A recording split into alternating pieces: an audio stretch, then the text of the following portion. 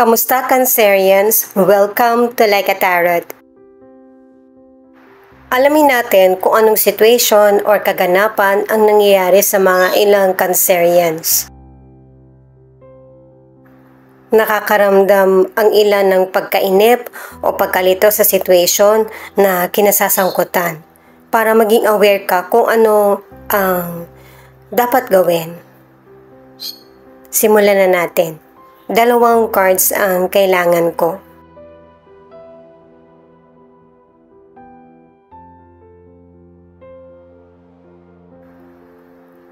Itong mga cards na ito ang nagsasabi na may situation ka na gusto mo nang takasan or tapusin.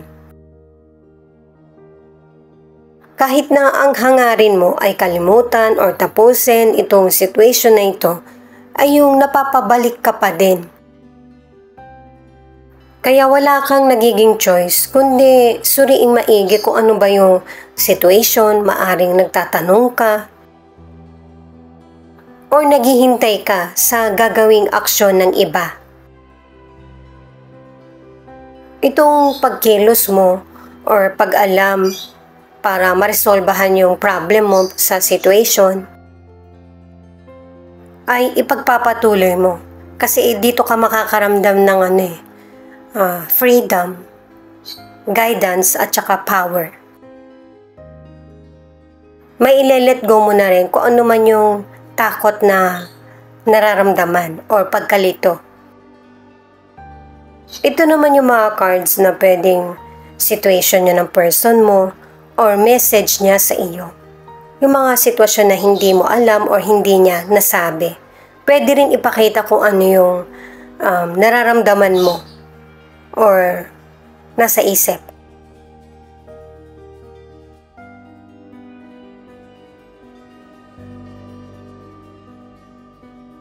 Ibig sabihin, pareho kayo ng person mo na nakakaranas ng mahirap na sitwasyon at saka nasasaktan din siya.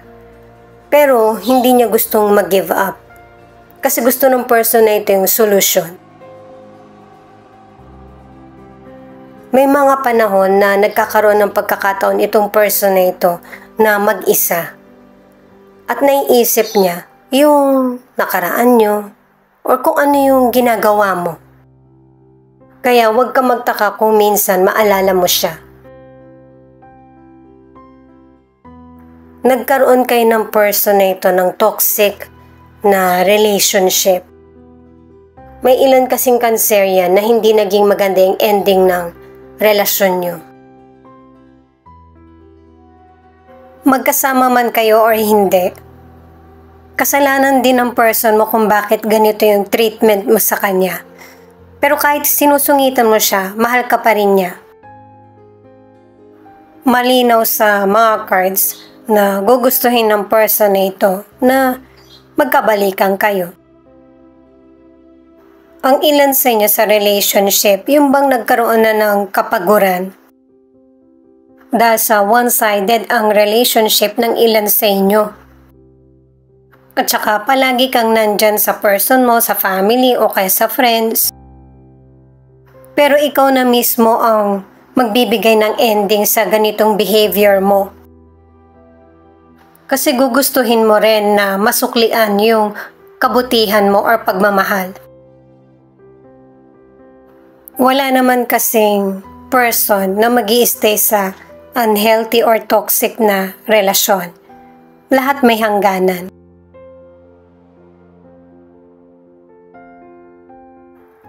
Paalala para sa mga bagong viewers na ang reading na ito ay timeless reading.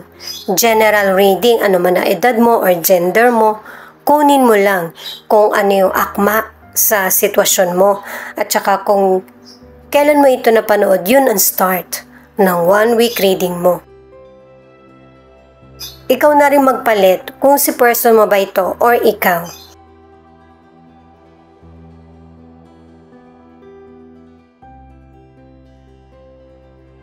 The Fool, Queen of Swords, the High Priestess.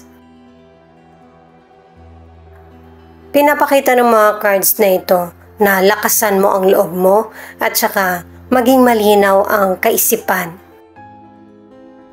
Yung bawat aksyon na gagawin mo sa situation ay pagplanuhan mo. Kasi merong hindi papabor na situation at saka papabor na sitwasyon. Kaya ibalanse mo lang yung situation at saka yung bang aralin kung bakit hindi nagiging matagumpay yung plano mo. At saka yung talas ng kutob mo ang magiging guide mo para sa mga komplikadong sitwasyon. Sa career o negosyo, merong mga bagong opportunities, ideas, solution. May person or taong bibigyan ka ng advice or isi-share sa'yo kung ano yung mga kaalaman sa career o negosyo. Maaari na kasamahan mo siya sa trabaho, boss or family member na hindi niya yung bang ipipilit na gayahin mo siya or sundan yung yapak niya. Magiging maganda yung karir mo or negosyo dahil na rin sa mga taong sumusuporta or nakapaligid sa iyo. Meron pa rin mga taliwas pero ma-handle mo ito ng tama. Ang ilang single, nag-join ka sa online dating app. Kasi tingin ng ilan sa inyo, dun ka mas makakapili ng makakarelasyon mo. May ilan sa relationship na yung person mo gusto niyang magpakasal na kayo or magsama na, pero hindi mo minamadali yung relationship niyo. Or hindi mo pa sinasabi sa person mo na hindi ka pa ready sa pangmatagalan na commitment. May ilan na nasa relationship na meron kang kinikilalang person. Wala naman kayong relasyon. Pero pinapakiramdaman mo yung sarili mo kung ano ba talaga yung gusto mo sa isang relasyon. Ang ilan sa inyo, pwedeng boss mo ito, kaibigan, katrabaho, or person mo na masinsinan kayo nag-uusap. Kasi pareho niyong gustong kumprontahin kung ano yung kaguluhan na nangyayari sa situation niyo. Dahil sa pag-uusap o pagkakasundo, natututunan mong makontrol yung emosyon mo. Hindi ka nakakapag-isip ng negatibo. Mas lalong nagiging tama yung destinasyon na tinatahak mo. Ang ilan pagdating sa financial, kung nagkaroon ka man ng problem sa money, merong person na tutulong or sa suporta sa iyo. Pero pinapaalalahanan ka ng mga cards na maging responsable ka sa mga ginagastos mo. Kasi yung pagtitiis mo, merong magandang resulta pagdating sa money. Mapaparami mo pa ito. Maaari na ang ilan ay magkaroon ng dagdag kita or yung mapalawak mo pa yung negosyo mo. Sa paglago ng financial, ito rin yung magiging daan para mapuntahan mo yung mga lugar na gusto mo. Ang ilang single, gusto mo ng long-term na relasyon. Pero yung potential person, kahit na may mangyari sa inyo, hindi talaga ito yung plano niya. Or maybe ikaw ito na hindi talaga pang long term ang hinahanap mo, lalo na kung nasa ibang lugar ka or nasa ibang bansa. Pero paalala ito ng mga cards na magseryoso ka din kasi malapit mo nang ma-meet yung the one. Ang ilan sa relationship, nagkaroon man ng pagkakamali yung person mo or nagkaroon kayo ng problema, doon mas na-realize ng person mo kung ano yung dapat niyang sineseryoso, lalo na yung relasyon niyo. Ang ilan sa inyo, hindi kayo madalas magkasama ng person mo kahit na magkasama naman kayo sa bahay. Ang iba naman, LDR ang relasyon. Maraming natutunan yung person mo sa pagkakamali niya or sa nangyari sa relationship niyo, ano man ang gender niya. light issue man ito or mahirap na sitwasyon. Mas lalo pang tumatag ang relasyon nyo dahil sa mga issues. The Magician, the Temperance, the Chariot. Itong mga cards na ito ay very positive pa rin. Kasi kung ano man yung mga problema na dumarating sa iyo, nakaka-create ka ng mga positive solution. At saka ang maganda nito, alam mo din kung ano yung tingin mong hindi makakatulong sa solution sa problem mo. Kaya hindi ka kaagad kumikilos or nagdedesisyon. Nakakaya mong balansehin yung mga problem na dumarating sa iyo. Sa tulong na rin ng family mo or ng mga close sa iyo o kaibigan. Para sa ilan, kung meron ka mga health issues, ay mareresolbahan mo to, makaka-recover ka. Ang advice para magtuloy-tuloy ito ay i-control mo yung mga hindi naman nakakatulong sa kalusugan mo. Magkaroon ng balanced diet, kumain ng mga masustansya, mag-quit na sa mga yung nakakasama katulad ng sigarilyo o kaya alcohol. Importante rin yung walking para magiging maganda yung daloy ng dugo mo sa umaga o kaya sa yung bago magdilim. Ang ilang single ay makakakilala ka ng potential person na magiging kaibigan mo. Pwedeng kalahin natin siya or hindi. Pero hindi ka pa rin magfo-focus sa person na ito. Gusto mong magsimula ng bagong relasyon na wala kang emotional baggage, kaya pinapakiramdaman mo yung sarili mo. Kung ready ka na ba na ma-in love.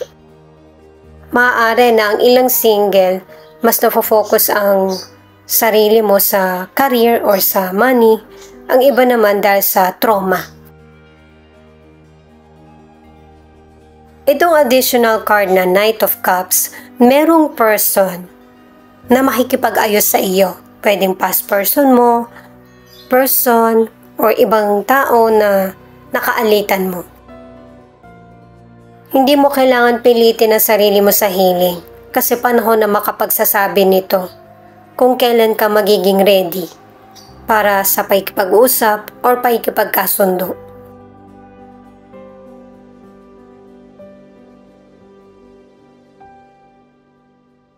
Itong The Star, pinapahiwatig na huwag kang mawala ng pag-asa kasi may mga situation na papabor sa iyo kahit hindi mo hinihintay or inaasahan. Meron pang magandang kapalaran na darating sa iyo na magpapabago at magbibigay pag-asa sa buhay mo. Ang ilan sa inyo ay magpaplano na magpahinga or magbakasyon.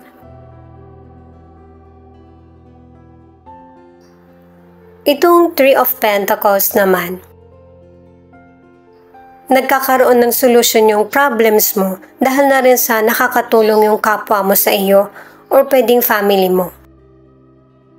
At saka meron ka pang ma-achieve sa buhay mo sa career, sa negosyo or love. Nakatulong din yung pagpapahinga mo para sa pag-unlad mo. Ang ilan naman sa relationship, nakatatlong cards ka na soulmate kayo ng person mo. At nagkakasundo muli pagkatapos ng problema na dumating sa buhay nyo. Kahit na importante sa iyo yung family mo, trabaho mo, kailangan bigyan mo rin ng atensyon ng sarili. Ito naman yung ilan sa 12 zodiac sign na nangunguna sa reading na ito. Aquarius, Virgo, Taurus. Thank you at saka ingat kayo palagi.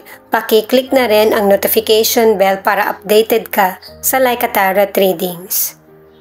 Ito yung mga letra na posibleng andito yung letra ng pangalan ng person mo or letra ng pangalan mo. A, P, R, K, X, M, DS.